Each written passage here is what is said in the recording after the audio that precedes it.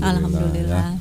Jadi karena ayat di Bible itu malah yang membuat ibu belajar. Iya. Malah ibu mengetahui. Terus akhirnya ibu berpikir gitu ya. Terus malah akhirnya ibu Nur Aisyah. Panggilannya Ibu Aisyah. Ya, boleh Nur, boleh. Oh, boleh Nur, boleh Aisyah. Baik. Nah, ini pertama kali katanya ini ya, Bu Aisyah. Podcast katanya. Podcast yang pertama. Oh, aduh. Deg-degan enggak, Bu? Iya, deg-degan. Oh, deg-degan.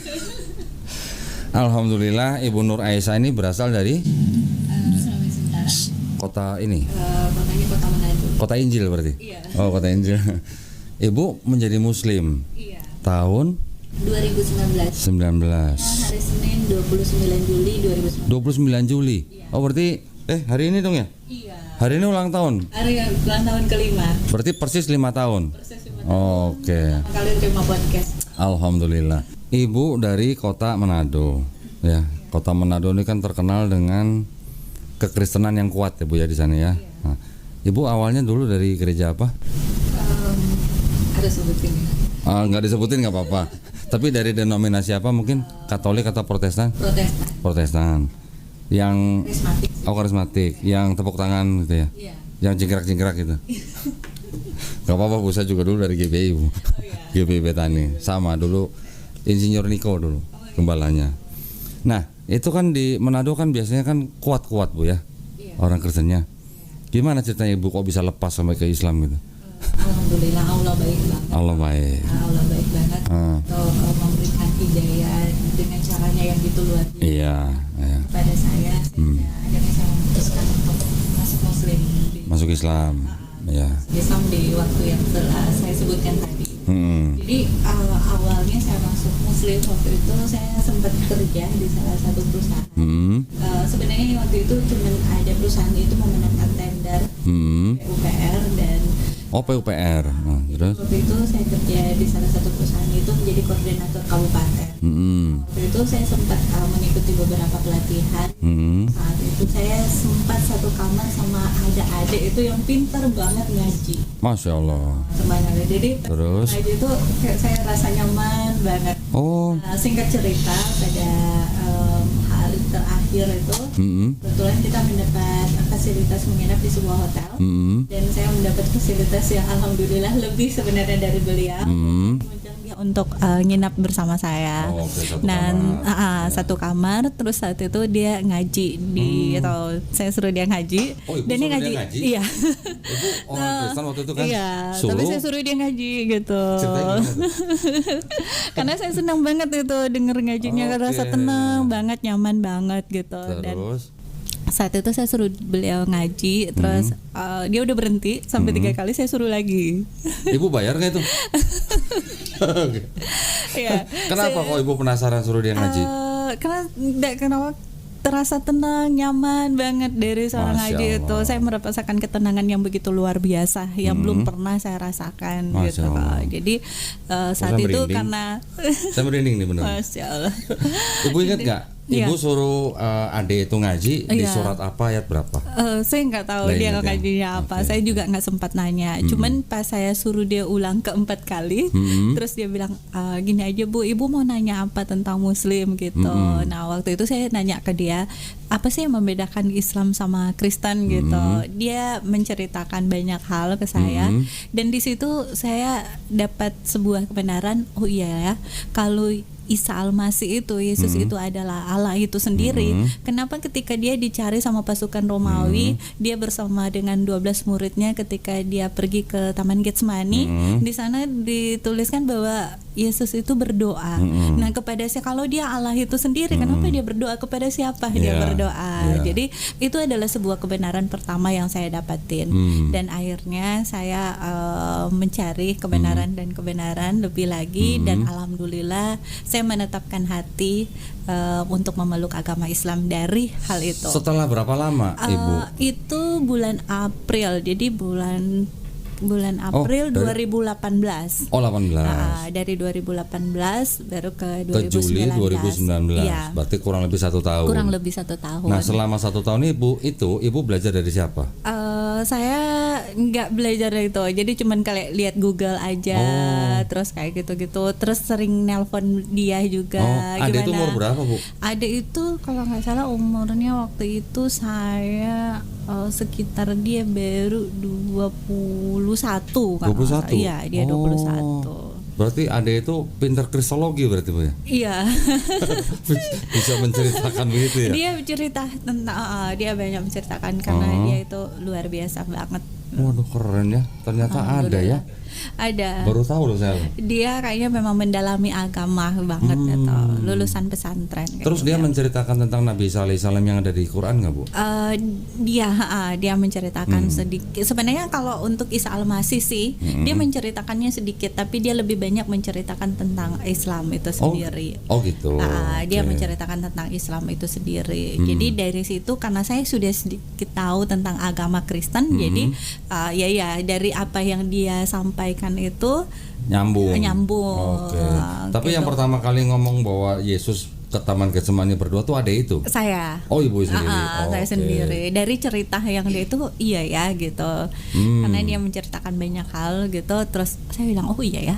Kalau memang Yesus itu ada Allah itu sendiri, kenapa saat itu dia berdoa gitu di sana? Kepada siapa dia berdoa? Kan nggak mungkin dia berdoa kepada dirinya sendiri gitu. Katanya sedang memberi contoh. Memberi contoh. Memberi contoh kepada murid-muridnya gitu katanya. Nggak mungkin kan. Dari kata itu kalau kita mau bicara orang-orang mau melihat, kita baca bersama arti dari kalimat itu kita sudah bisa pahami. Dari kata dia berdoa di sana gitu. Udah gitu Ibu baca nggak, Bu, di Bible-nya Yesusnya berdoa seperti apa? Iya, kalau itu kan dia berlutut ya di atas bersujud, itu. Bersujud, benar. Lalu dia maju sedikit dan dia maju sedikit dan dia berdoa, dia bersujud, maju sedikit dia bersujud dan berdoa di sana gitu. Masa Tuhan bersujud tuh, Bu? Iya. Jadi itulah kebenaran pertama yang saya dapat. 1 tahun Ibu belajar sendiri berarti? Iya, 1 tahun belajar sendiri dan akhirnya memantapkan hati untuk bersahadat di Masjid Agung Bandung. Di Bandung? Iya. Oh, nggak berani di Manado ya, Bu? Enggak. Kalau di Manado ketahuan ntar ya? Karena kebetulan waktu itu juga memang lebih banyak waktu di Jakarta gitu sama Surabaya gitu. Nah, waktu Ibu bersahadat itu Ibu sudah berkeluarga? Saat itu dalam posisi divorce, tapi memang sendiri ya. Lagi posisi benar-benar sendiri. Jadi masuk agama Islam itu bukan karena menikah atau karena ada orang lain, karena memang saat itu posisinya lagi diizinkan Allah sendiri gitu. Alhamdulillah. Ya. Jadi karena ayat di Bible itu malah yang membuat Ibu belajar. Iya. Malah Ibu mengetahui. Terus akhirnya Ibu berpikir gitu ya. Terus malah akhirnya Ibu masuk Islam. Iya, Alhamdulillah ya. Nah, waktu Ibu masuk Islam, terus gimana? Broadcasting nggak, Bu, ke keluarganya? Waktu saat itu memang karena keluarga berlatar belakang pendeta, jadi dan keluarga kebetulan juga keluarga besar itu banyak yang taat beragama. Jadi saya waktu itu memilih untuk silent karena saya takut, saya sadar diri bahwa iman saya belum cukup kuat, ilmu agama juga saya belum cukup kuat. Jadi takutnya malah nanti saya tergoyahkan dan saya murtad lagi. Jadi saat itu saya memilih untuk diam dan belajar dulu gitu. Berapa lama Ibu silent? Silentnya itu dari 2019 nanti 2022. Berarti 3 tahun? Iya, 3 tahun. Hampir 3 tahun? Iya. Nah, terus selama 3 tahun itu keluarga taunya Ibu ya masih Kristen aja gitu? Iya. Ibu tinggal sama keluarga atau sudah pisah? Enggak, saya memang udah pisah dari keluarga gitu. Berarti selama 3 tahun Ibu kalau pulang ke rumah keluarga masih pulang ke rumah keluarga? Masih mengunjungi mama gitu. Karena kakak juga adalah pendeta, jadi kakaknya pendeta? Iya. Jadi ibunya juga pendeta? Iya. Ibunya pendeta, kakaknya pendeta. Ya. Papanya? Almarhum papa ya juga. Oh, almarhum juga papa pendeta juga. Waduh, berarti anak pendeta ini. Iya. Anak pendeta lepas gitu berarti ya. Ya, alhamdulillah karena saya diberikan hidayah sama Allah gitu. Semoga harapan saya juga Allah memberikan hidayah buat keluarga. Gitu. Amin. Terus setelah 2022 keluarganya tahu, gimana ceritanya? Sempat ada yang ngamuk-ngamuk gitu. Ya, sempat ada yang ngamuk-ngamuk dan ya bahkan ada yang ngomong kalau datang ke Manado hijabnya dibuka gitu. Kan nggak juga semua orang yang dilahirkan muslim juga nggak banyak kok yang nggak berhijab kayak gitu. Adalah penolakan, cuman akhirnya ada yang sudah mulai luluh hatinya dengan membuka komunikasi, walaupun mereka memang masih mengungkapkan rasa kekecewaannya yang begitu luar biasa gitu. Saudara ibu juga memang pada religius berarti ya? Iya. Keluarga-keluarga baik di pihak mama maupun papa dia itu adalah orang-orang yang cukup taat beragama, religius. Ada bahkan, yang pendeta gitu. Juga. Tapi ada pun yang nggak pendeta, misalnya mereka mau wira swasta atau cuman petani ataupun keluarga, tapi mereka adalah orang-orang yang religius, terlibat di pelayanan istilahnya. Jadi saya dianggap memalukan keluarga gitu. Dianggap aib gitu ya? Iya, dianggap aib sama keluarga. Tapi pada waktu itu kan ibu sudah mandiri, ibu kan sudah tidak tinggal bersama orang tua. Iya. Gitu ya. Tadi kalau nggak salah dengar ibu pendeta. Iya. Juga sudah tahu. Kalau mama belum tahu. Sampai sekarang? Iya. Usia berapa mamanya? Mama udah 74, mau 75 bulan Oktober. Jadi sampai sekarang mamanya belum tahu. Belum tahu kalau mama gitu. Ya apa ya? Ya itu sih hak daripada Bu Aisyah ya. Iya. Bagaimana yang paling tahu kondisi mamanya kan Bu Aisyah ya. Iya. Berarti 2019 sekarang sudah 2024. Iya. 5 tahun Ibu nih. Iya. Gimana? Waktu awal-awal ada kesulitan? Awalnya waktu masih silent malah nggak ada kesulitan, Pak Ustadz. Jadi nanti malah proses pemurnian keimanan saya dimulai di 2019 sampai 2022. Alhamdulillah Allah tuh sudah mempercayakan banyak hal ke saya. Saya tidak lebih kaya dari orang lain, tapi saya sebagai seorang wanita sudah cukup ya, hidup cukup gitu. Nah di saat itu saya cukup materi maksudnya Bu ya? Iya, jadi saya pikirnya ya Allah sudah memberikan banyak hal ke saya. Terus saya itu belum belajar agama, mau sholat aja saya masih nuntun dari buku, ini dari YouTube gitu kan. Nah aku pengen belajar lebih lagi gitu dan saat itu sebenarnya saya nyari tempat-tempat untuk belajar, tapi ada beberapa kendala sampai akhirnya saya memilih untuk menikah. Saya bilang sama Allah, ya Allah kalau seperti ini tolong kirimkan saya imam untuk membimbing saya lebih dekat sama Engkau gitu. Dan akhirnya saat itu saya menikah. Tapi di saat justru saya memilih untuk lebih dekat, disitulah Allah memproses kehidupan saya begitu luar biasa. Jadi mau diceritakan detailnya loh. Jadi di akhirnya saya itu mungkin karena minimnya ilmu agama saya, waktu itu saya pengen menikah tapi saya pengen ta'aruf. Nah saya kira ta'aruf itu hanya sebatas tidak pacaran aja, tapi ternyata kan proses ta'aruf itu semuanya panjang dan akhirnya saya menikah pada tanggal 22 Mei 2022. Dan saat saya menikah di 3 bulan per awal saya sudah merasakan KDRT. Jadi di saat itu pertama kali saya menghadapi KDRT itu cuman karena saya tahu masa lalu dari mantan suami gitu. Jadi saya tahu ternyata mantan istrinya juga pernah hampir dibunuh sama dia gitu. Terus dia pernah istrinya masih berdarah-darah dipaksa untuk melakukan sesuatu yang selayaknya suami istri di samping anak gadisnya, dan itu dijadikan alasan untuk menjadi perpisahan antara dia bersama dengan mantan istrinya. Di situ saya merasa dibohongi banget gitu. Jadi akhirnya saya itu tahunya di sekitar jam 2 siang, di antara jam 2 siang, sekitar jam 2 siang itu pada tanggal 3 September 2022. Nah saat itu saya belum langsung tanya sama beliau, jadi nanti pas malam sudah mau tidur baru saya tanyain. Saya bilang, ayah boleh ngomong nggak gitu.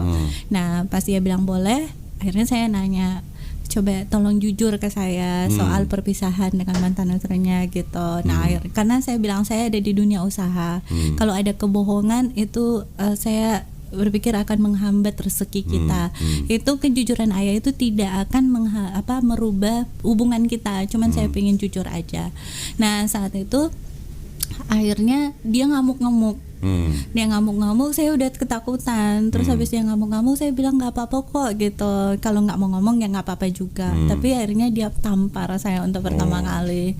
Nah pas saya ditampar untuk pertama kali, adiknya gedor-gedor pintu karena kedengaran di luar. Adiknya gitu. suami. Karena kebetulan waktu itu kita weekend, jadi pulang ke rumah mertua. Nah jadi pas saat itu saya ditampar-tampar. Pas adiknya ketuk-ketuk pintu tuh, akhirnya dia buka pintunya. Awalnya dia nggak mau buka, dia buka. Pas dia buka, adiknya bilang, kita semua di rumah ini sudah ngerasakan tangannya suami saya. Kenapa harus Kak nikah lagi? Nah pas saya itu, karena nama saya Nika gitu, saya langsung ambruk dan jatuh, dan saya jalan sendiri dari rumah, dia itu keluar rumah.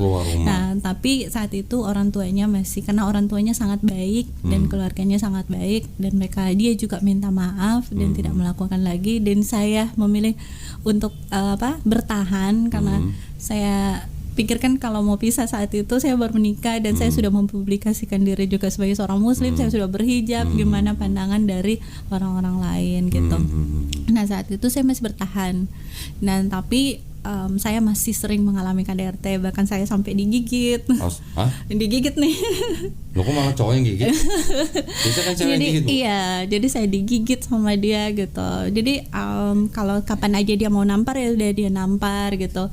Walau dia kan itu lagi mengidap beberapa penyakit, jadi saya berusaha untuk kayak masak setiap dia mau makan, masakin gitu. Terus ya pokoknya kalau dia nggak ada seneng aja, pipi saya sampai sekarang itu malah pipi ini sama ini beda gitu, antara kanannya itu beda. Nah puncaknya saya masih bertahan. Puncaknya itu di tanggal dia pukul saya itu di tanggal 27 Maret 2023. Ibu ini kok apa lah tanggal-tanggal? Iya, jadi karena saya sempat menulis buku kok tentang perjalanan hijrah saya. Jadi tanggal-tanggalnya itu saya hafal. Jadi kisah-kisah itu memang saya hafal. Tanggal 27 Maret itu saya waktu itu saya ngontrak rumah itu ada 2 lantai, di bawah saya jadiin kantor.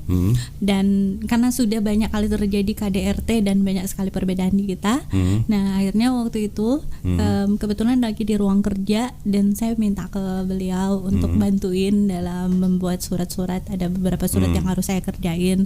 Nah pas saya itu saya bilang juga, karena saya lihat dia di handphone kelihatan bahagia banget. Jadi saya pikir kayaknya dia lebih bahagia dengan handphonenya dan mungkin dengan kehidupannya daripada dengan saya.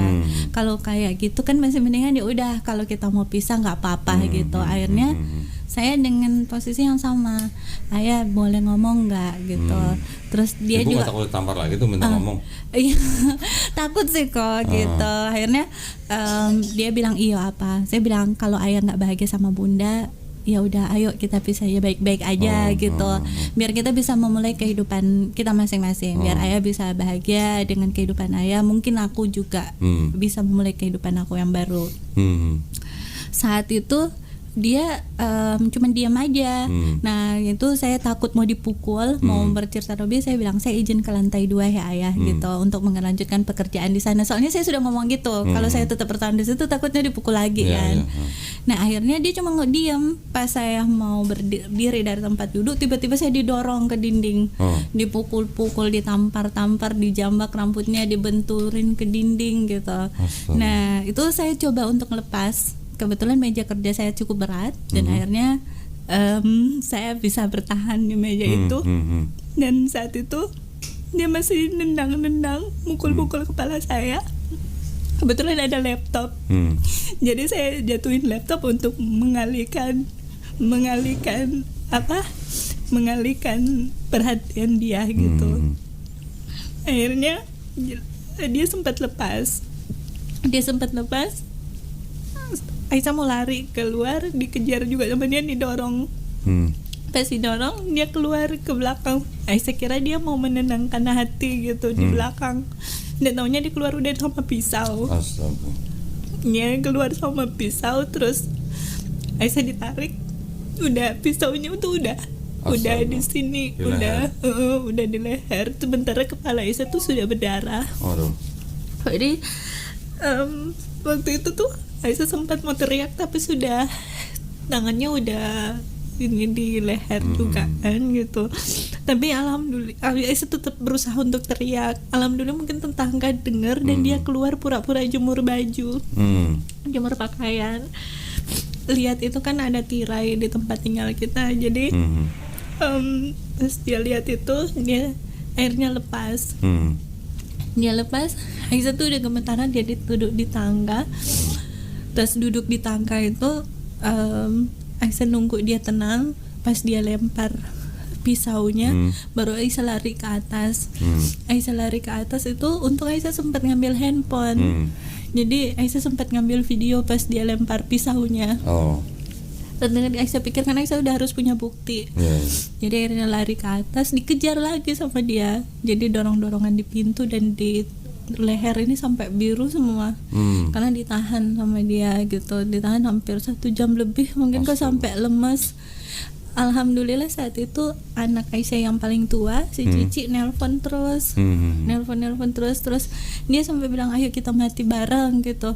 Aku bilang ya udah, kalau kamu mau bunuh saya, izinkan saya turut kirim uang buat anak saya, soalnya dia nelpon terus. Dan setelah sekian jam nego sama dia, bujuk-bujuk, akhirnya dia lepas. Dia lepas, Aisyah langsung ke polisi. Nah, tapi ya pas sudah di polisi, sudah dilaporin, Aisyah sudah nggak mau ketemu kan gitu. Tapi Aisyah tuh dikirimin video, adiknya itu ngirimin video papa sama mamanya udah nangis-nangis karena papanya nggak mau menanggung malu lagi. Kakaknya itu lagi baru keluar penjara karena kasus asusila anak di bawah umur. Terus adiknya masih itu kena kasus narkoba. Adiknya laki-laki. Aisyah tuh nggak tahu semuanya, nanti tahu setelah sudah menikah. Dia bohong semua tentang kakak beradiknya itu.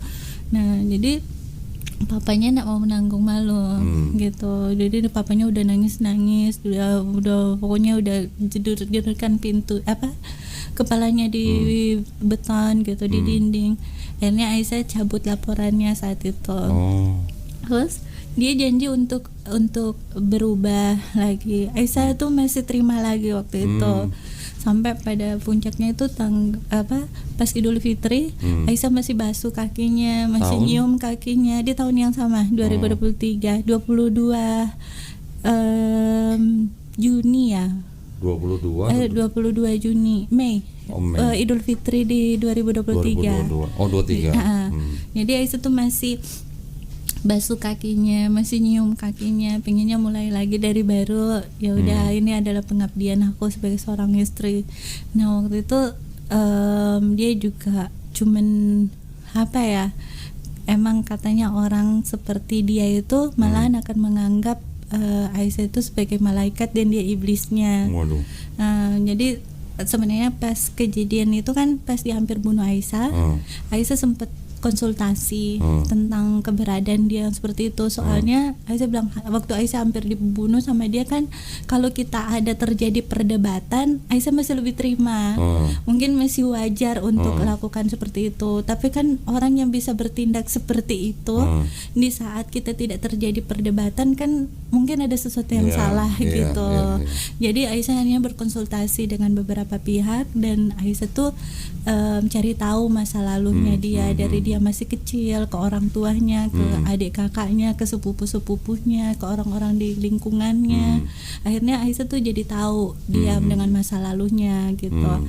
Dan teman Aisyah tuh sebenarnya sudah bilang, orang seperti itu kalau sudah sama orang yang pernah dia sakiti secara fisik, dia udah susah untuk berubah. Dia masih bisa berubah kalau sama orang yang belum dia sakiti gitu. Jadi sudah tidak anjurkan untuk Aisyah bersama-sama dia. Tapi Aisyah tuh masih kayak, aku masih belum, satu lagi yang belum aku lakukan, belum basuh kakinya. Jadi Aisyah masih basuh kakinya saat itu. Cuman seminggu kemudian dia masih lempar gelas dan belingnya tertanam di kakinya Aisyah. Nah, saat itu Aisyah bilang, itu pun Aisyah dari buat makanan buat dia kok. Terus nanti kan kita makan di lantai 2, Aisyah masaknya di lantai 1. Itu Aisyah bawa makanannya itu masih panas-panas. Terus dia lagi main handphone. Terus dia bilang, kenapa mengendap-endap gitu? Mau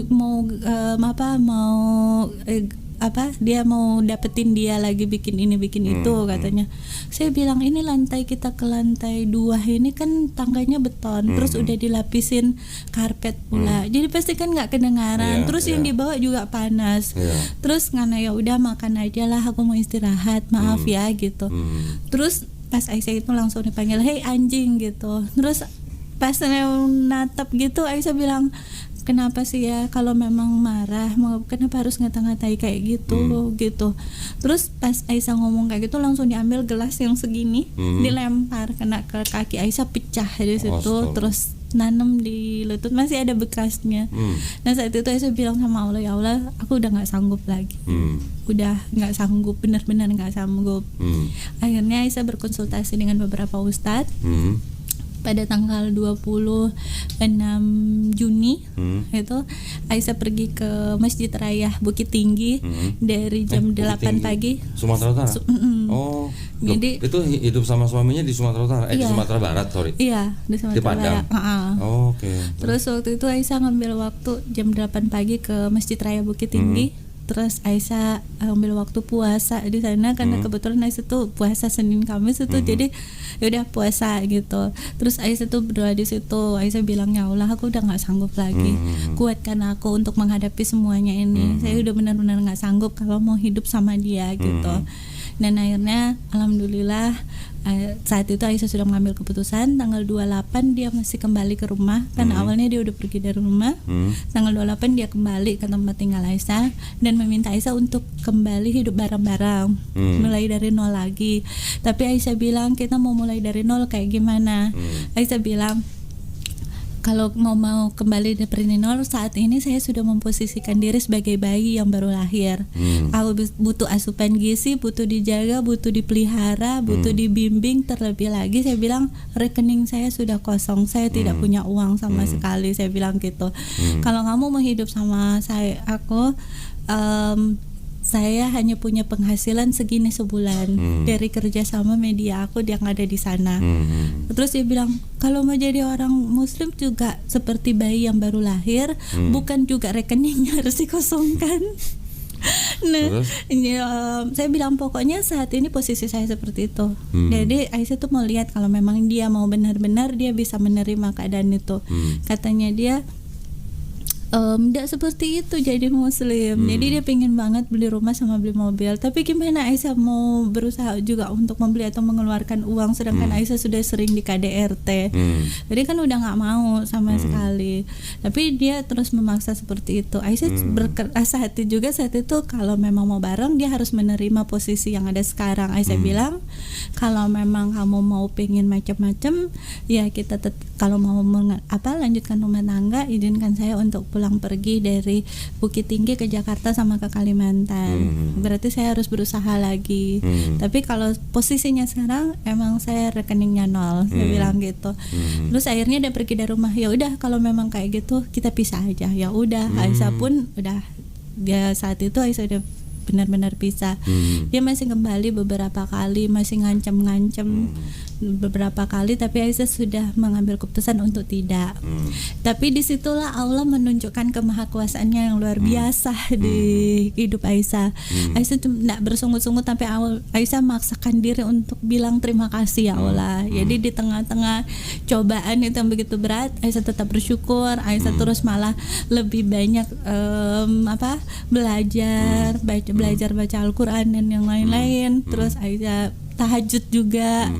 Dan sana sendiri kok. Jadi di sana itu di Bukit Tinggi sendiri. Karena waktu tinggal di sana dia juga nakut-nakutin. Kalau tinggal di kota itu katanya orang di sana itu kalau kita itu punya masalah sama mereka akan membuat hidup aku tuh tidak berdaya sama sekali. Jadi Aisyah takut untuk komunikasi dengan banyak orang. Jadi kalau sama tetangga-tetangga paling cuma senyum aja gitu. Jadi nggak punya teman dekat sama sekali. Jadi berapa lama tinggal di 1 tahun 7 bulan. 1 tahun 7 bulan. 1 tahun 7 bulan. Jadi pas kejadian itu akhirnya alhamdulillah Aisyah tuh lebih banyak mendekat ke masjid gitu, belajar agama. Dan di masjid itu pas tanggal 26 itu ketemulah sama ibu-ibu yang mengatakan di sana itu ada belajar Al-Quran setiap hari Senin. Cuman hari Senin itu kebetulan ustadz yang ngajar tidak ada karena orang tuanya sakit, jadi nanti minggu depan. Minggu depannya Aisyah datang dan pas Aisyah datang itu di sana itu ada ustadznya. Nah Aisyah pertama kan benar-benar nggak tahu sama sekali baca Al-Quran waktu itu, Iqra-nya belum tahu sama sekali. Jadi Aisyah duduk di belakang dengan malu-malunya. Tiba-tiba ada ibu-ibu yang manggil, ayo maju di sini karena ustadznya udah datang. Nah pas belajar itu biasanya ustadz baca ayat terus diikutin satu persatu. Pas sampai di giliran Aisyah bilang sama ibu sebelah, saya belum bisa baca gitu. Nah beliau sempat nyari Al-Quran yang ada bahasa Latinnya, cuman akhirnya dilewati. Terus saat itu Aisyah tiba-tiba dihubungi sama sama Uni itu. Dia bilang mau nggak belajar Al-Quran, mau banget gitu. Alhamdulillah saya didampingi oleh beliau untuk belajar, dan pada tanggal 15 September Aisyah sudah bisa baca walaupun belum lancar. Masya Allah banget, Allah tuh luar biasa. Padahal Aisyah pertama kali buka Iqra mikirnya 2 tahun mau belajar itu. Soalnya kan pas bingung gimana mau belajar Iqra ini. Pertama kali bisa baca ayat Quran, rasanya gimana? Alhamdulillah banget. Subhanallah, Aisyah tuh benar-benar ngerasain ketenangan yang luar biasa yang nggak pernah Aisyah ngerasain di tempat lain. Nah saat itu akhirnya Aisyah bilang sama Allah, ya Allah, saya tahu bahwa sebelum melangkah ke sini saya benar-benar mempasrahkan hidup sama Allah gitu, karena saya pengen deket sama Allah. Makanya saya ini mau datang ke sini dan mau belajar. Jadi saya yakin Allah tuh bawa saya ke Bukit Tinggi bukan untuk dihancurkan gitu. Untuk dibentuk. Saya tahu Allah punya maksud yang indah buat saya gitu ke sana. Akhirnya di sana saya jadi ingat bahwa ketika syahadat dulu saya meminta untuk tidak divideokan dan tidak dipublikasi, tapi saya berjanji bahwa ketika saya bisa baca Al-Quran, saya akan mensiarkan agama dengan cara yang Allah percayakan ke saya. Alhamdulillah. Nah, pertama kali ini berarti ini. Iya, alhamdulillah. Dan di saat itu Aisyah tuh akhirnya buka mualaf center di Bukit Tinggi. Iya, mualaf center di Bukit Tinggi. Bu Aisyah malah buka mualaf center di Bukit Tinggi. Iya, alhamdulillah. Jadi itu pas di proses perceraian itu berjalan, karena Aisyah tidak mau pemikiran itu terganggu dengan hal-hal yang negatif. Aisyah berpikir ini sudah jadi masalah, so itu harus diselesaikan, harus dihadapi. Tapi saya harus membuat sesuatu yang bermanfaat buat diri saya sendiri dan sekiranya bisa bermanfaat sama orang lain.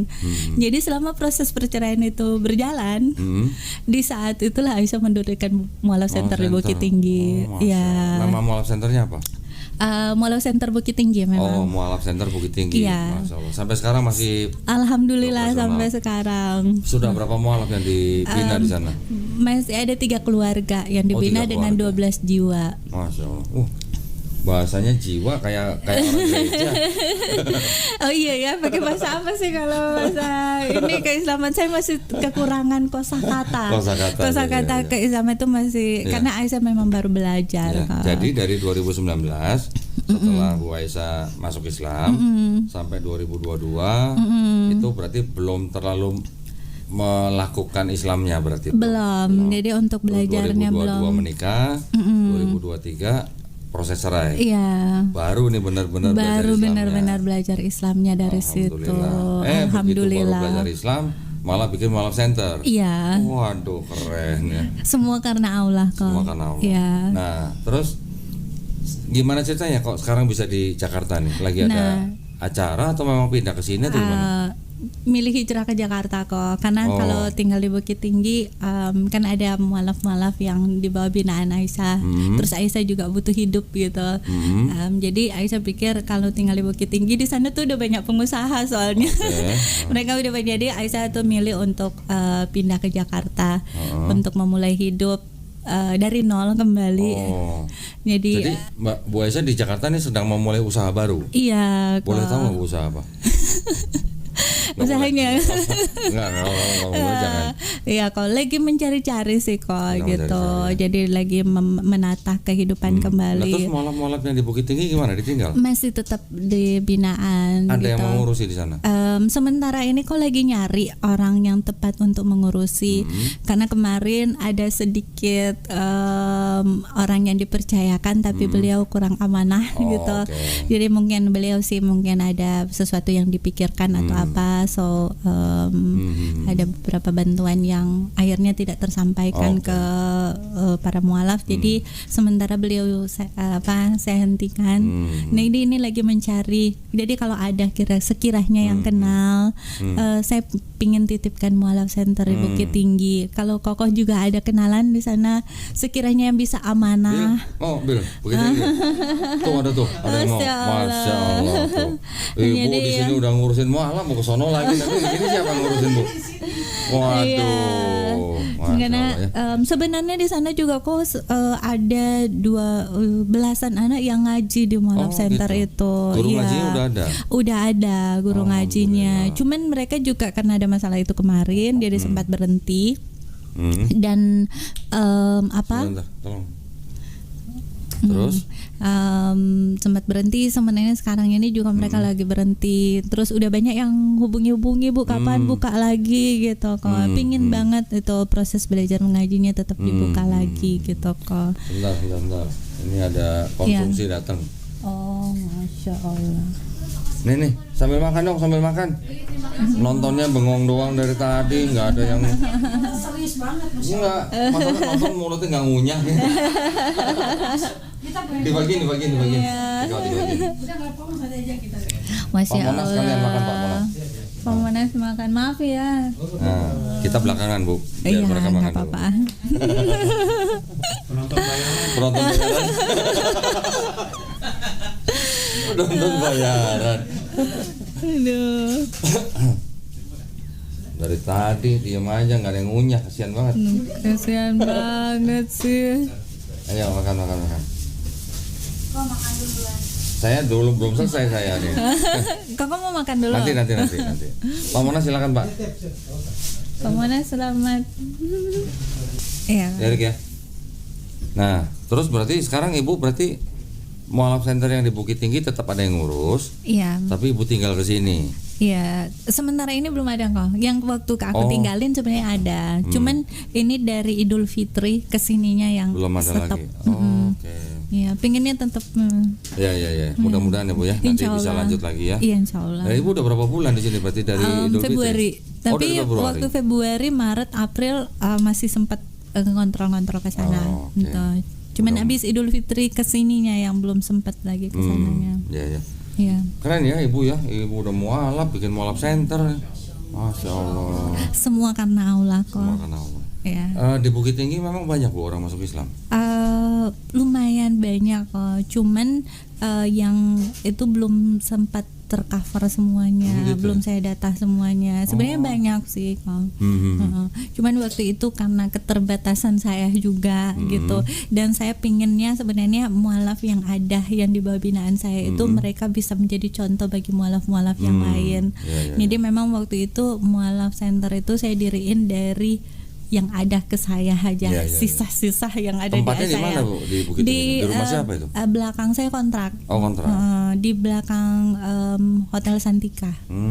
Dan saya memang waktu itu belum sempat mempublikasi minta tempat itu. Tapi karena udah ada orang yang datang untuk minta bersyahadat di situ. kalau orang datang minta bersyahadat belum ada. Itu sebenarnya mualaf-mualaf yang sudah memang sudah mualaf gitu mereka. Tapi saya pingin mereka itu menjadi Muslim yang kafah ya. Iya, Muslim yang kafah gitu. Mudah-mudahan Allah rahmati ya Bu ya. Iya. Ya. Insya Allah. Terus Ibu nih kan sudah 5 tahun nih, ya Iya. kan? Ibu nggak pengen pulang ke Manado? Pengen pengen banget. Tapi untuk domisili enggak. Oh, domisili enggak. Saudara-saudara berarti masih di sana semua ya? Iya, masih di sana semua. Masih ada komunikasi dengan saudara-saudara di sana? Masih ada kok. Cuman kalau kakak sementara Oh, tutup dulu gitu. Iya. Tutup dulu. Soalnya pas kemarin dimurnikan proses pemurnian iman saya itu beliau sempat gini, kan sempat down, benar-benar down saya, tempat di titik nol gitu, dan saya masih berjuang juga sekarang. Jadi beliau bilang kalau kembali ke Kristen dalam 3 bulan ini ekonomi kamu pasti langsung pulih lagi.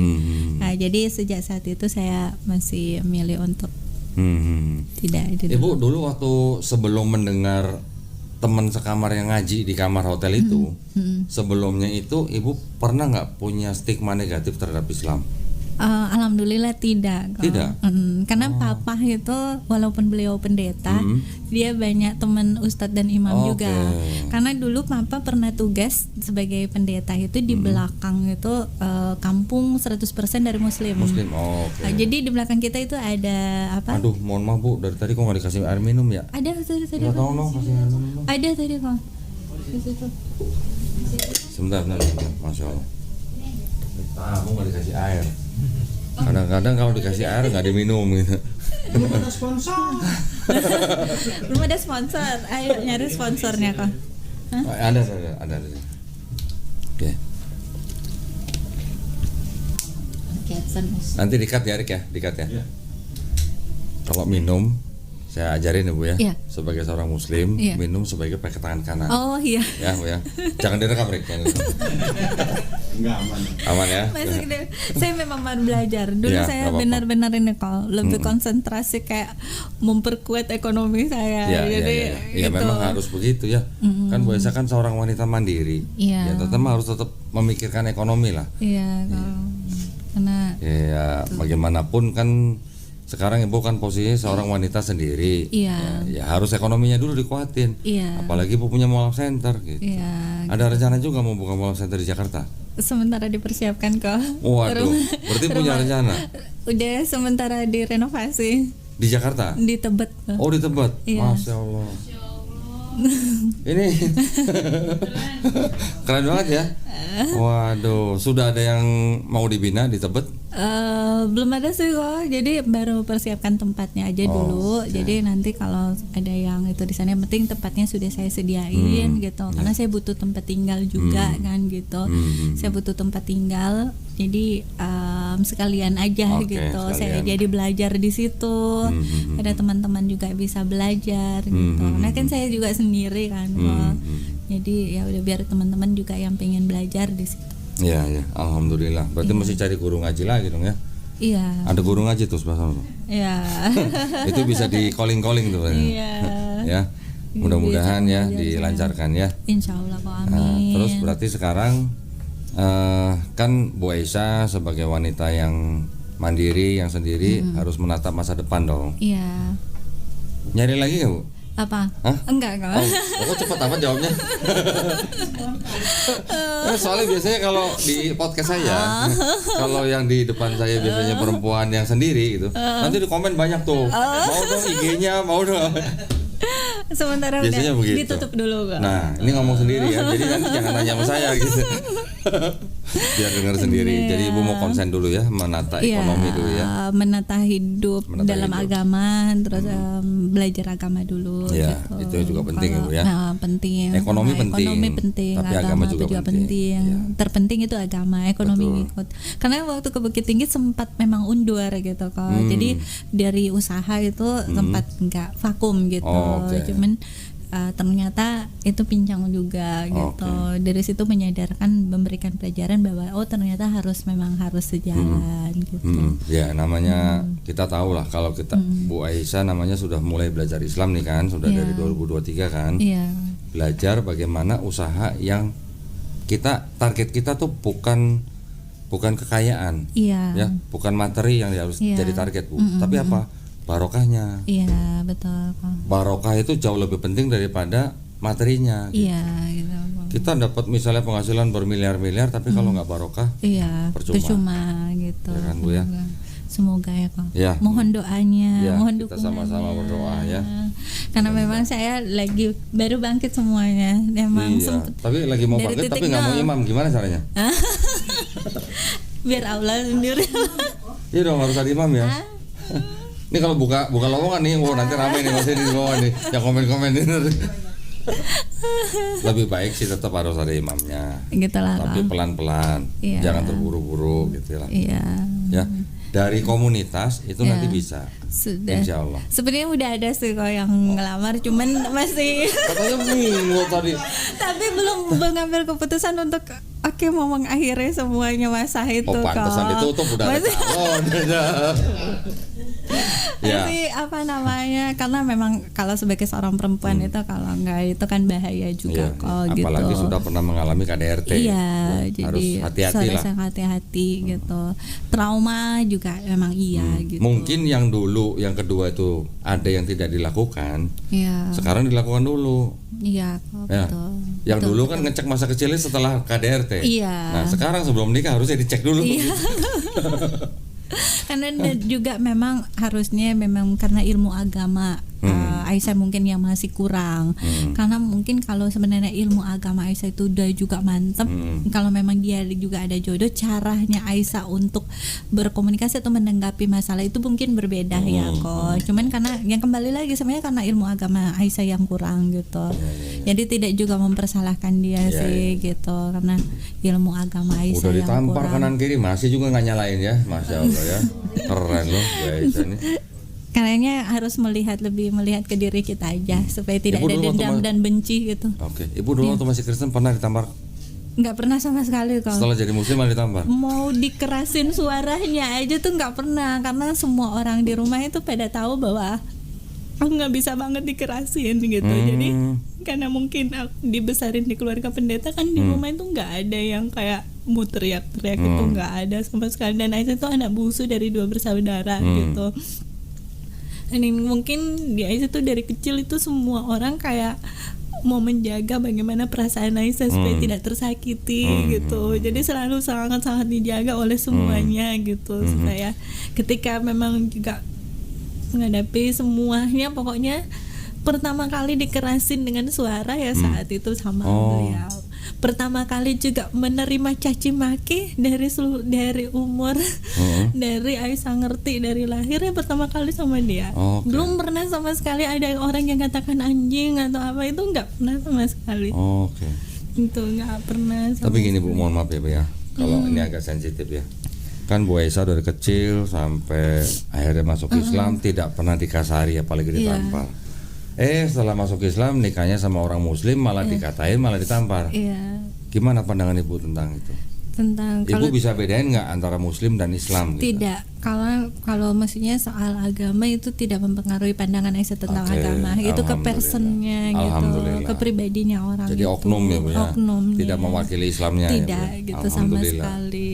Alhamdulillah sih. Alhamdulillah. enggak. Jadi Ibu, pandangan Ibu terhadap Islam ya fine-fine Bu, saja. ya. Alhamdulillah. Itu yang penting. Malahan justru dengan kejadian itu Aisyah tuh makin kuat gitu imannya sampai saat ini. Dan itulah kenapa Aisyah selalu bikin mualaf center, karena Aisyah tahu bahwa ternyata mungkin di luar sana juga ada para mualaf lain yang mungkin punya masalah yang sama Aisyah atau mungkin lebih berat dari Aisyah gitu. Jadi Aisyah pingin merangkul mereka juga di Oke. sana. Mungkin gitu. kalau boleh saya komentari sedikit Bu Iya. ya. Kalau suami Ibu yang Ibu sudah cerai atau sedang proses kan? Sudah, alhamdulillah gitu. Mungkin kalau suami Ibu yang melakukan KDRT dengan Bu Aisyah itu mungkin dia kurang ngaji Bu. Iya. Ya. Di Quran memang ada ayat bahwa suami boleh mukul istri. Iya, Ya Bu ya. Tapi bukan berarti mukul seperti yang Ibu terima itu. Iya. Kan di Quran juga dikatakan taatilah Allah, taatilah Rasul.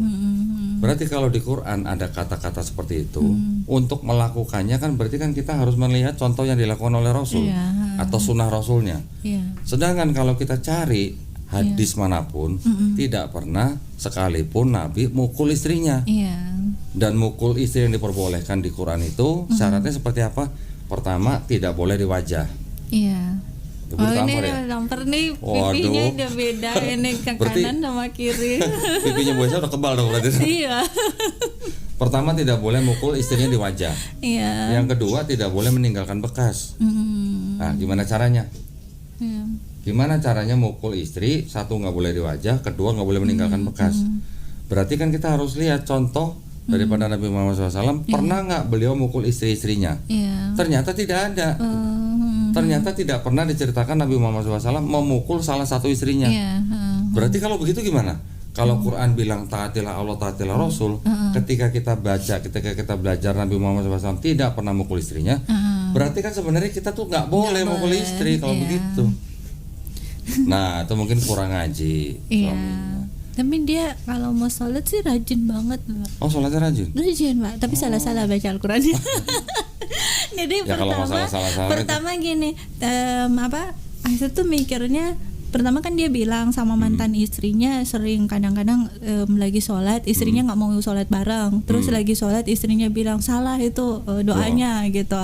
Dan ternyata kan pertama kan Aisyah mikirnya ya kan belum tahu ya. Jadi pas nanti Aisyah sudah mulai baca hafal ayat-ayat pendek gitu kan, Aisyah kan jadi tahu kan, belajarnya sendiri. Nah pas kita sholat bareng, setelah Aisyah sudah tahu, barulah Aisyah tahu, oh dia ternyata salah-salah emang, cuman nggak berani untuk ngomong. Nanti Aisyah dipukul lagi.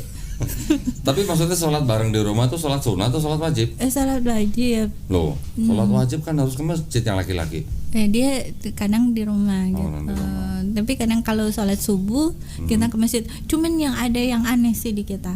Jadi setiap kali kita itu sholatnya di masjid subuh, pulangnya dia tuh kayak orang kesetanan gitu loh. Kok bisa gitu? Iya, pasti berantem hebat, terus Aisyah dipukul gitu. Tapi gimana dia juga mau pulang nggak kayak gitu? Di masjid itu lagi ceramah subuh. Di sana kan ada ceramah subuh kalau kita ke masjid. Dia di sana tuh nunduk gini sampai ketidur kayak gini. Nah jadi pas pulang pasti jadi masalah tuh, jadi masalah. Pulang lu mukul, jadi ini sampai trauma. Udahlah aku nggak mau sholat di masjid lagi, nanti pulang dari masjid aku dipukul. Harusnya sih bukan begitu ya, harusnya bukan. Jadi nggak tahu kenapa, cuman memang ada sesuatu mungkin yang dipegang atau apa sama dia sampai dia mungkin kayak gitu. Apa? Dipegang apa? Jimat gitu? Iya mungkin kalau mau dilihat, jadi kayak sisi manusia jiwanya dia sama ininya selalu berantem gitu. Karena tiba-tiba kadang-kadang dia berantem. Kalau Aisyah misalnya tahajud dia suka marah-marah. Kalau misalnya Aisyah tuh dia sampai bilang mengganggu banget gitu. Pernah nggak Ibu Aisyah baca Quran di dekat dia ngamuk-ngamuk gitu? Pernah dia tidur sampai nendang gitu. Jadi pas kan sampai mau bangun tahajud ya udah kadang-kadang diam-diam aja terus baca. Apalagi kalau baca ayat kursi di subuh-subuh itu dia suka kayak ngeram kayak gitu. Itu mah perlu diruqyah itu mah. Itu tapi perlu susah diajak ruqyah sampai orang tuanya udah ngajakin sekali aja dia mau, habis itu udah nggak mau lagi.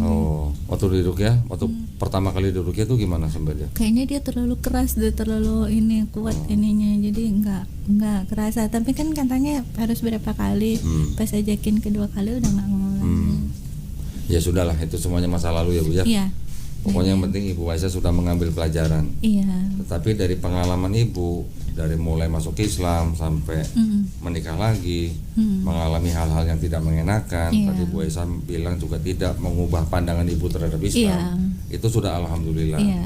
Terus perasaan Ibu waktu masih Kristen dengan sekarang di dalam Islam, perasaannya bedanya bagaimana? Jauh berbeda. Walaupun Ibu mengalami KDRT. Dulu di Kristen kan Ibu nggak pernah dibentak, nggak pernah dipukul. Nggak pernah, tapi justru ketenangan batin yang sesungguhnya itu bisa Aisyah rasakan justru di saat itu. Ketika menjadi seorang. Iya, justru apalagi di dalam semua proses ya pemurnian iman. Jadi Aisyah menamakan itu proses Allah memurnikan iman Aisyah. Di saat itu masalah memang berat banget. Tapi di saat itu juga malah Aisyah mendapatkan ketenangan batin yang luar biasa.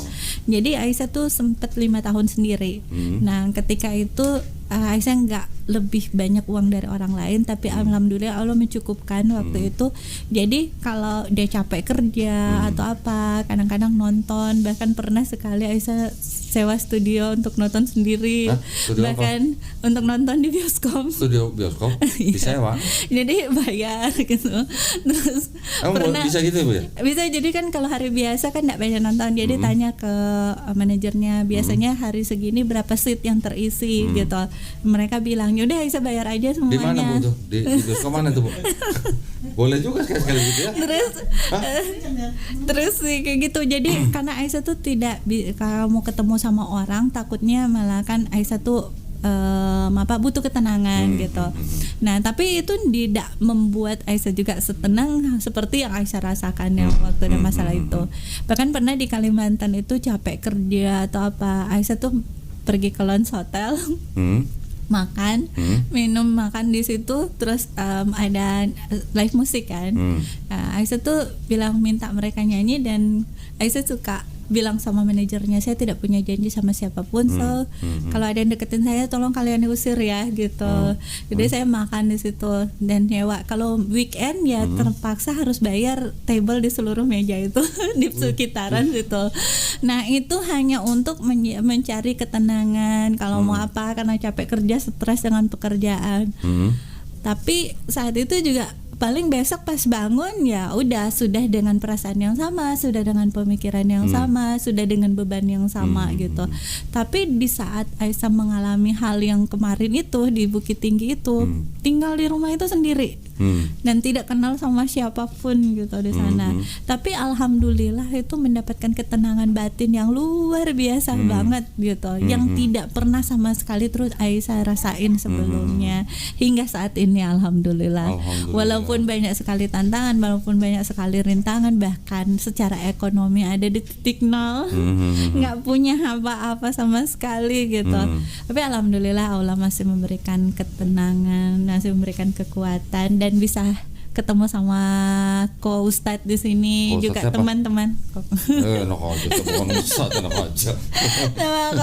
Koko di sini sama teman-teman di sini ini Pak Monas, alhamdulillah banget ya, gitu. Pertemuan dua orang itu Iya. tidak ada yang kebetulan. Iya. Semua sudah diizinin Allah. Sudah diatur sama Allah. Ini teman-teman di sini nih, ini dari Mualaf Center Cikarang ya? Cikarang. Betul ya?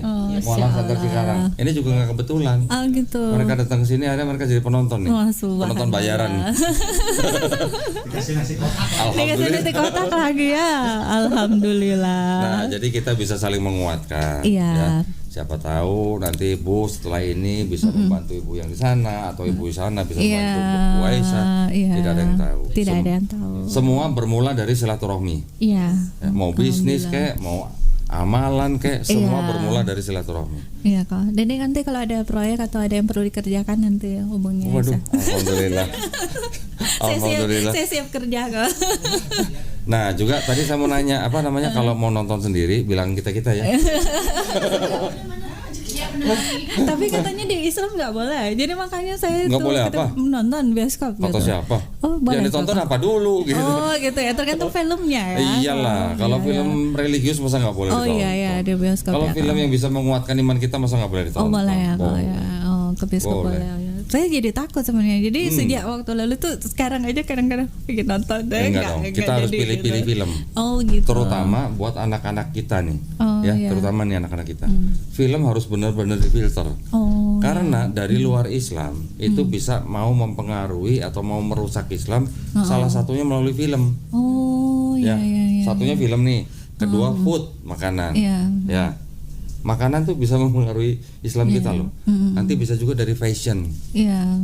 Nanti bisa dari freedom. Oh iya. Bener nggak? Iya. Anak-anak kita sekarang udah mulai bisa berontak kan sama orang tua kan, maunya bebas dan segala macam kan. Dari mana itu? Dari mana tuh? Freedom, fashion, food, film.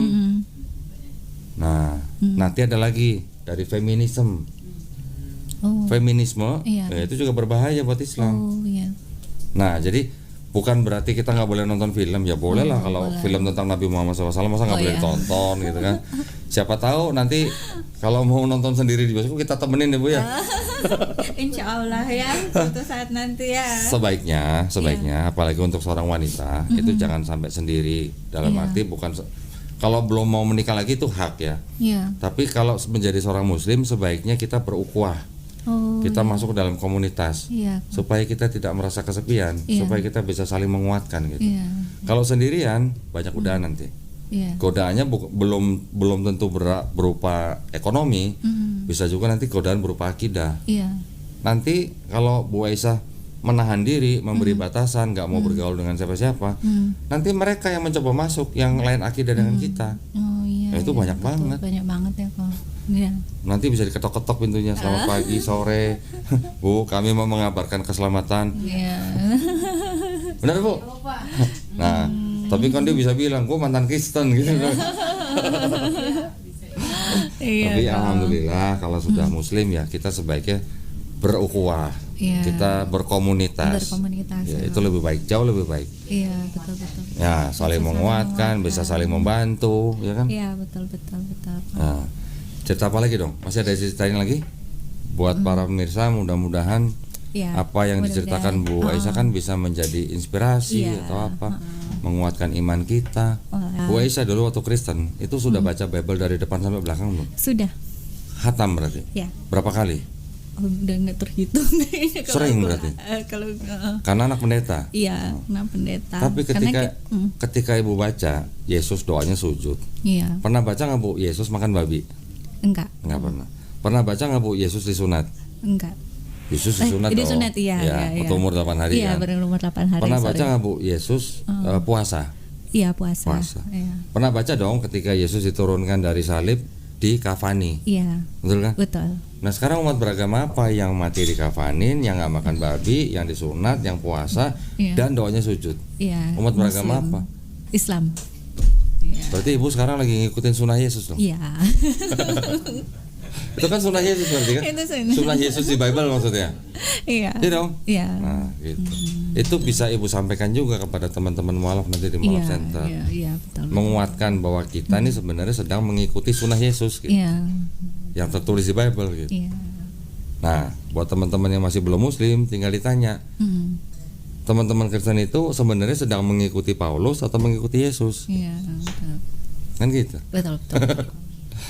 Boleh nggak Bu kasih pesan buat teman Boleh penonton banget. Iya. ya? Ibu mungkin bisa kasih pesan buat teman-teman yang memang sudah lahir di keluargamu Islam, atau juga buat teman-teman yang belum Muslim. Iya. Saya ngomongnya belum Muslim, bukan non Muslim. Iya. Kalau belum Muslim, insya Allah jadi Muslim. Iya, insya Allah. Yang Silakan kalau ada pesan Bu. Jadi sebagai pesan atau hikmah dari perjalanan hidup saya buat teman-teman yang sudah Muslim maupun yang belum jadi Muslim, ya, insya Allah bisa mendapat hidayah bersama-sama dengan kita semua yang ada di sini, Iya. bahwa ketika dihadapi dengan suatu masalah seberat apapun itu, jangan pernah goyah. Jadi jangan pernah menjauhkan diri dari Allah. Justru di saat itu kita harus lebih mendekatkan diri sama Allah. Kita harus Masya berpasrah diri sepenuhnya sama Allah. Masya Allah. Karena Allah tuh tidak pernah mengizinkan suatu masalah kita hadapi karena kalau Allah tahu itu kita tidak mampu gitu sebagai seorang manusia. Jadi jangan pernah menyalahkan Allah. Dan jangan pernah seuzon dengan apa yang kita nggak boleh hadapi seuzon. gitu, nggak boleh seuzon. Jadi kita belajar ketika diperhadapkan dengan sebuah masalah, kita belajar untuk mengambil hikmah dari masalah itu dan jangan buru-buru untuk mempersalahkan orang lain. Jadi kita lebih melihat ke diri kita sendiri. Sekiranya introspeksi diri kita sendiri, karena itu yang mampu menyembuhkan kita dari luka-luka batin gitu. Jadi ketika saya menghadapi sebuah masalah itu tidak mudah. Secara manusia saya tidak mampu, sangat-sangat tidak mampu. Tapi saya memilih untuk bersyukur. Jadi di saat situasi lagi sangat-sangat sulit, saya memaksakan diri itu tetap bilang terima kasih ya Allah. Sampai suatu saat saya itu tidak bisa untuk berkata-kata apa-apa dalam doa saya, dalam sujud saya sudah tidak sanggup untuk berdoa. Tapi di situ tuh saya cuma bilang terima kasih ya Allah, terima kasih, kuatkan saya, sayangi saya, cintai saya, jangan tinggalkan saya. Itu aja doa yang selalu sampaikan di setiap sujud saya di sepanjang saya menghadapi proses hidup di Bukit Tinggi. Masya Allah. Jadi selama saya di sana itu saya nggak pernah mau, pokoknya ada hal-hal yang menyakitkan itu saya tetap bilang terima kasih ya Allah. Gitu. Jadi di dalam kunci kehidupan saya punya 6, yaitu tetap berpasrah sepenuhnya sama Allah. Kedua, banyak-banyak bersyukur. Ketiga itu tulus dan ikhlas, bangun hati yang tulus dan ikhlas. Keempat itu sabar. Kelima itu banyak-banyak bersedekah. Terus keenam itu tetap rendah hati. Gitu. Jadi itulah pesan saya. Saya hanyalah manusia, saya tidak bisa menggurui yang lain, tapi itu hal yang saya praktekkan dalam kehidupan saya, dan saya berusaha untuk mengimplementasikan apa yang saya pelajari di dalam Al-Quran gitu di dalam kehidupan saya, dan alhamdulillah saya ada hingga hal saat ini. Saya sempat kehilangan semuanya. Jadi ketika saya pindah ke Jakarta itu, saya dalam posisi saya tidak punya apa-apa sama sekali. Tapi alhamdulillah sampai saat ini saya masih bisa makan, saya masih bisa kesana kemari, dan saya bisa ada di sini. Alhamdulillah. Jadi itulah sebagai pesan-pesan saya ke semuanya. Terus belajar untuk menggunakan waktu yang Allah berikan dengan hal-hal yang baik gitu, yang sekiranya bisa bermanfaat bagi banyak orang gitu. Ya, keren tetap ya pesannya kuat gitu. Ini sebelum Jangan ditutup, goyah. penonton ada yang mau nanya nggak? Ada yang mau Penonton. Iya. Penonton. Silakan Bu. Saya tanyakan tadi di awal dikatakan bahwa ibu Nur Aisyah sudah orang tuanya belum tahu ya. Iya. Sampai saat ini. Iya. Bagaimana sampai bisa seperti itu? Ibu kenapa sampai orang tua tuh sampai belum tahu? Itu bagaimana hubungan selama ini? Nah, hubungannya sama mama itu baik-baik aja. Cuman Aisyah tuh lebih memilih tidak menyampaikan karena beliau sudah pernah stroke, dan saat ini kembali stroke beliau di Desember kemarin. Dan sebenarnya kebahagiaan mama, kesehatan mama adalah yang utama gitu dalam kehidupan saya. Jadi saya nggak mau beliau itu kenapa-napa gitu. Saudara-saudara juga nggak ada yang berani kasih tahu mamanya? Nggak ada kayaknya. Cuman apa pernah mungkin sudah itu, cuma memang Aisyah yang melarang untuk menyampaikan, karena Aisyah itu tidak pernah mau membebani mama dengan masalah apapun. Tapi harapan Aisyah ada buat mama. Ketika mama kemarin itu kembali stroke kok, Aisyah tuh berdoa, ya Allah jangan ambil mama sebelum mama syahadat. Ya, walaupun memang itu kelihatan mustahil karena mama kemarin tidak ada yang mustahil ya. Karena mama kemarin kena stroke lagi dan tidak bisa ngomong gitu. Mama udah kelima kali stroke, dan kemarin saya sudah minta kakak untuk konsultasi dengan dokter. Kalau yang sebelum-sebelumnya masih bisa terapi dan mama masih bisa jalan, alhamdulillah. Tapi pas kena serangan yang terakhir di bulan Desember itu, kayaknya kata mama, kata kakak sama dokter juga emang udah susah untuk diterapi karena usia gitu. Tapi saya masih berharap mama masih bisa diberikan hidayah sama Allah. Amin. Mohon doanya Ya, semuanya. Mohon doanya juga buat Aisyah biar tetap istiqomah, tetap kuat, murah rezekinya. Amin. Mudah jodoh. Lah, kok nggak ngaminin? Amin ya rabbal alamin. Biar membawakan kebahagiaan dunia dan akhirat ya. Bisa jadi imam Ada yang dunia nanya lagi? akhirat. Cukup? Bapak silakan. Iya, Pak silakan. Waktu mendapat KDRT Ya. itu nikahnya di Bukit Tinggi, Iya. dapat orang sana juga. Iya. Bukan berarti orang Bukit Tinggi suka KDRT semua ya Pak ya? Ya. Iya, Pak, di sana supaya. Tapi oknum di sana juga banyak orang-orang baik. Jadi di sana itu justru gini, Aisyah mendapat perlakuan yang tidak baik sama dia di sana, tapi Aisyah juga ketemu sama malaikat yang tak bersayap di dunia ini. Di sana. Di Bukit Tinggi. Di Bukit Tinggi, di kota yang sama. Jadi di sana itu Allah menunjukkan sesuatu yang luar biasa di sana. Jadi ketika Aisyah di sana itu yang pertama kali Aisyah bilang bahwa ada yang manggil Aisyah ke depan waktu mau belajar Al-Quran di hari Senin. Aisyah tuh nggak tahu bahwa beliau itu ternyata adalah salah satu anak orang terkaya di Bukit Tinggi. Dan beliau yang menjadi malaikat tak bersayap buat Aisyah sampai saat ini. Dan Aisyah merasa makanya sampai sekarang bisa kuat karena Aisyah bilang, ya Allah izinkan saya untuk membalas kebaikan beliau. Jadi beliau itu yang menguatkan Aisyah di sana. Jadi Aisyah tuh ditinggalkan orang yang sejahat itu secara manusia, tapi Allah menunjukkan juga. Jadi Aisyah tuh diajarin belajar Al-Quran. Walaupun kalau mau dipikir mungkin beliau tuh udah punya keluarga yang baik-baik aja, dan dia udah punya segalanya. Dia gak perlu mau care sama orang lain, juga hidupnya udah baik-baik aja kok gitu.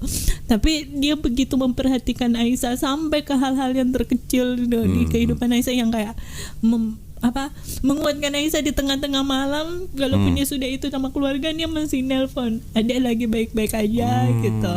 Jadi ya itulah Allah ya, kalau kita benar-benar mau sabar dengan segala apa yang diizinkan Allah itu, sebenarnya di tengah-tengah tidak baik itu Allah sudah mempersiapkan juga sesuatu yang baik buat kita. Jadi jangan pernah menyerah dalam hidup, jangan pernah putus asa dalam keadaan apapun. Jangan pernah berburuk sangka kepada jangan Allah. pernah berburuk sangka sama Allah, jangan pernah suuzon sama Allah gitu. Mungkin Bu Aisyah mau kasih pesan buat yang tadi Ibu sebut malaikat tak bersayap itu.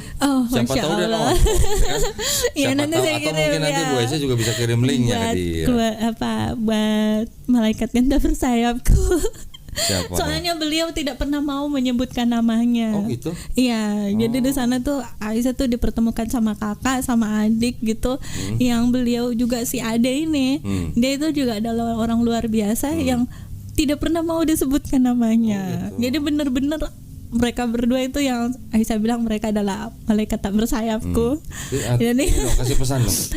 terima kasih, semoga Allah membalas semua kebaikannya, ajaran-ajarannya, insya Allah bisa terpatri di dalam kehidupan Aisyah dan bisa diimplementasikan di dalam kehidupan Aisyah, dan semua doa yang terbaik buat keluarga gitu.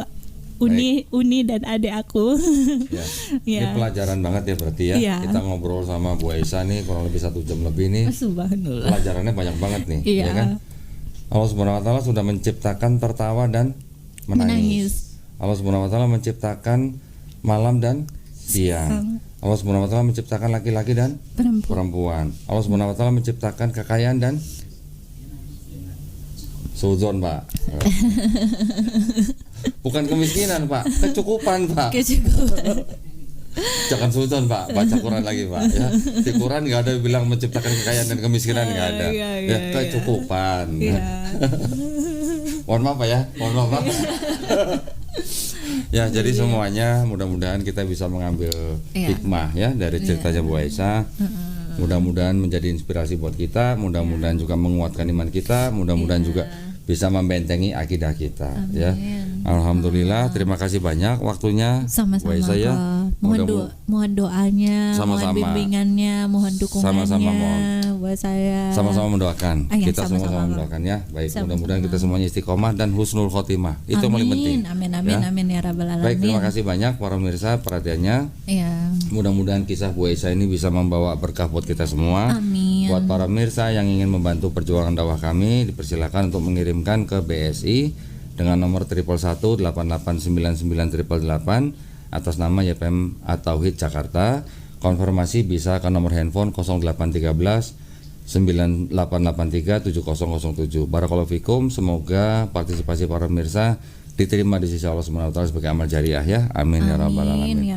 Baik, kalau begitu akhir kata wabillahi taufiq wal hidayah. Wassalamualaikum warahmatullahi wabarakatuh. Wassalamualaikum warahmatullahi Terima kasih banyak Bu Aisyah.